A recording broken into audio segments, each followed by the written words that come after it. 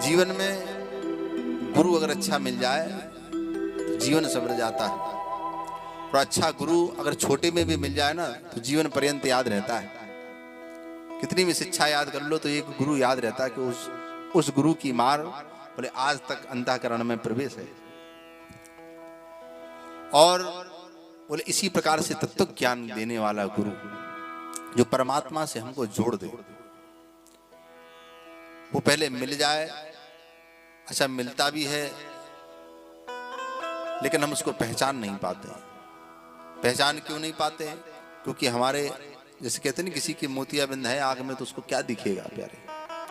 तो उसका इलाज बोले परमात्मा के चरणों की रज को अपने अंजर अर्थात काजल बना करके लगाते चलोगे तो समय आने पर वो सदगुरु तुम्हारे सामने तो है, लेकिन उसमें तुमको सदगुरु के दर्शन हो जाएंगे।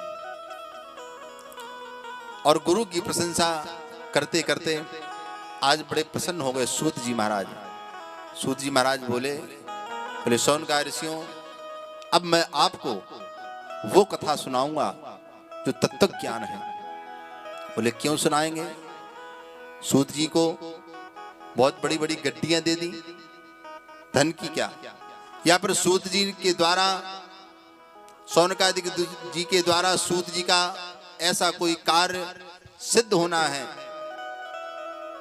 जो अभी तक उनका रुका हो? बोले ऐसी कोई बात नहीं, ऐसी कोई बात नहीं। फिर इसका उत्तर सूत जी ही दे रहे हैं, क्यों कथा सुना रहे हैं। हे शौनकादिक ऋषियों, मैं कथा आपको इसलिए सुनाऊंगा क्योंकि आपके मन में प्रीति है। कथा उसी को सुनाना चाहिए जिसके मन में प्रीति हो भगवान की, अन्यथा हमारा बोला हुआ शब्द बोले व्यर्थ में चला जाता है। और कोई भी शब्द है उसको बनने में, उसको पढ़ने में बड़ी मेहनत लगती है। नाना प्रकार के ग्रंथ पढ़ो तब कोई कथा वहां से ढूंढ करके लाओ और तत्व ज्ञान की उसका उदाहरण दो उस श्रोता के बीच में मध्य में, तब उसके अंतःकरण में वो जाएगी कहाँ? बोले सुपात्र के हृदय में जाएगी।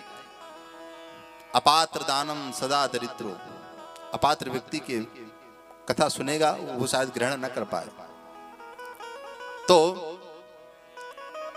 प्रीति होना चाहिए, और यही बात श्री शौनकादिक ऋषियों से श्री सूत जी कह रहे हैं। प्रीति शौनक चित्ते ते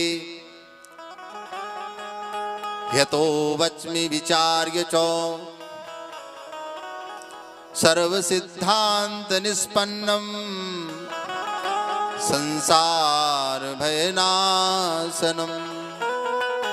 हे शौनकादिक ऋषियों, मैं कथा इसलिए सुनाऊंगा कि आपके मन में प्रीति है, यही कारण है मूल कथा सुनाने का। और यह तो वच में विचार्य चो, और मैं बड़ा विचार करके सुनाऊंगा, इस सूत जी कह रहे हैं। और सर्व सिद्धांत निष्पन्नम, सभी सिद्धांतों का निष्पन्न। निष्पन्न क्या होता है? जैसे कभी देखा होगा किसी ने बताया, बोले घमरा का रस निकालो, घमरा ले आओ, एक औषधि है, उसका रस निकालो, निचोड़ो, इतना निचोड़ो कि उसमें से रस निकाला है। और बोले रस निकालने के बाद बोले कितना? बोले 1 बूंद 2 बूंद, बोले 1 चम्मच में ले लिया। तो बोले वो उस औषधि का निष्पन्न रस जो है वो कथा मैं आप तुमको सुनाऊंगा, क्योंकि इतनी कथाएं सुना दी हैं, 17 पुराण उन्होंने सुनाए।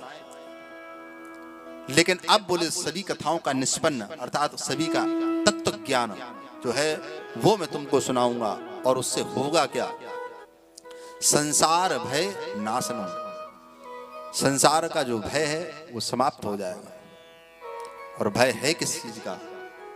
सबको, और हर व्यक्ति भय में ही जी रहा है।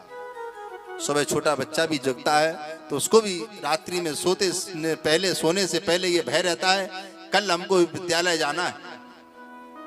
और बोले पुरुष, उसको भी ये भय रहता है कल हम विलंब हो गया था, आज हमारा मालिक कहीं डांट ना दे, कल सुबह जल्दी उठना है, वो भी भय में सो रहा है। और कहीं ऐसा ना हो जाए, कहीं वैसा ना हो जाए, कहीं वैसा ना हो जाए। और इससे भी बड़ा भय किसका? बोले इससे भी बड़ा भय है मृत्यु का। मृत्यु का भय हर व्यक्ति को भयभीत करे हुए। और ये कथा का मूल तत्व बताएं हम आपको। इस कथा का मूल तत्व यही है कि मृत्यु का भय समाप्त हो जाए जिस जीव के अंदर, उसी को ये कथा सार्थक कर देती है।